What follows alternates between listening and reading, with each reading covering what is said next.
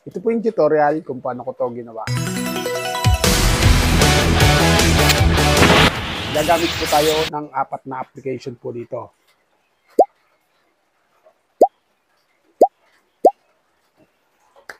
Tara, gawin natin. Let's go! Umpisahan po natin sa ChatGPT mga lods.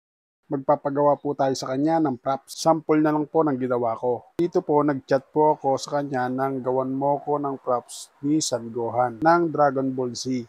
Makikita nyo po sa baba yung kanyang reply. Ngayon po, kapag hindi nyo gusto yung props na ibinigay niya, pwede nyo pa rin po siyang i-chat. Okay lang po kung Tagalog ang i-chat nyo kay ChatGPT. Siya na po bahala. Ngayon po, hihingi po siya ng picture nyo. Siyempre, magbibigay po kayo ng picture. Tap nyo lang po yung nasa baba.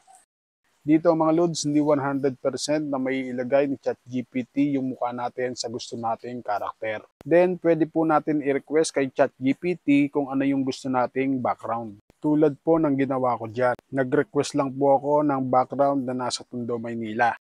Sabi ko nga po kanina, hindi po 100% na may ilagay ni ChatGPT yung mukha natin sa gusto nating karakter. Dito na po papasok yung ating pangalawang application mga lods. Siyempre po, isave po muna natin yan. Then, exit po tayo. Punta po tayo sa Google o sa Google Chrome. Dito, i-type lang po natin yung face swap. Piliin lang po natin yung Remaker AI. Mapupunta na po tayo dyan. Then, ilagay po natin dyan yung picture na galing kay ChatGPT. Ganon din po sa baba, yung picture nyo mismo ang ilalagay po natin. Then, itap po natin yung swap. Antayin lang po natin mag-generate yan. Tapos, baba po tayo. Check po natin kung na-face swap na ba. Kapag goods na po tayo dyan, i-download na po natin. Halimbawa po, na-download na po natin. Dito na po papasok yung pangalawang application po natin na Pixverse. Dito mga lods, papalakarin po natin yung ating karakter. Itap lang po natin yung add sign sa baba. Dito mga lods, ilalagay po natin yung picture na gusto natin palakarin.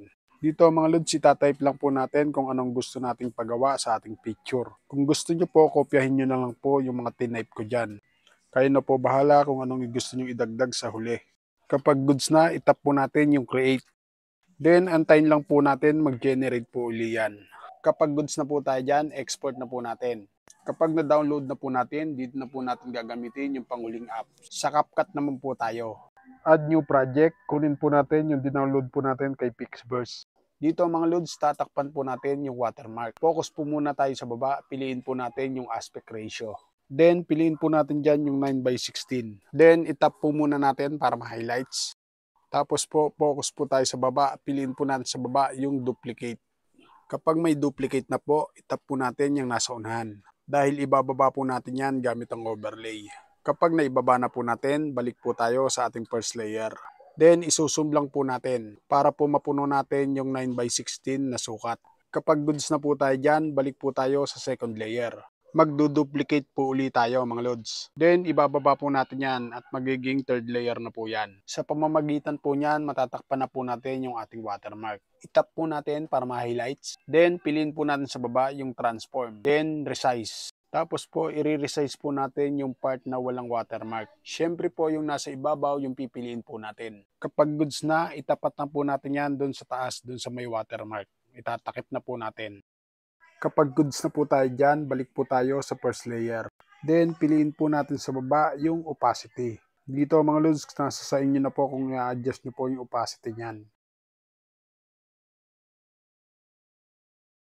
Finally, kapag all goods na po, ready to export na po natin to mga lods. Siya nga po pala mga lods, kung kailangan nyo lang po ng mabilisang props para kay ChatGPT, follow nyo lang po yung dalawang loads natin. Sa kanila lang po ako nakakakuha ng mabilisang props. At sa kanila lang din po ako nakakakuha ng idea pag wala po maisip na content.